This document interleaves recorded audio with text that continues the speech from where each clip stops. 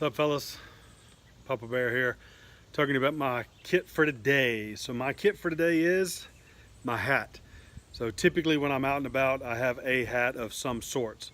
Why? Because number one, it keeps the sun out of my eyes, sun out of my face, keeps the rain off my face, things of that nature. I can also use it to gather stuff up and put stuff in.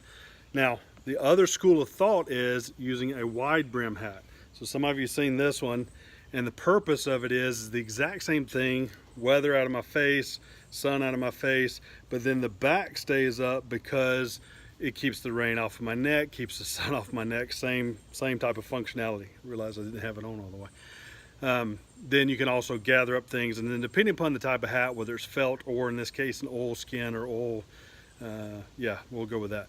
You can also dip water with it and carry water as need be. Now granted, your nasty head's been in it, so keep that in mind as you deal with that. So that's it today, guys. My hat, what I normally have with me, and I usually have a ball cap for the most part because, well, I think I look better in them. Anyway, hey, till then, Papa Bear out.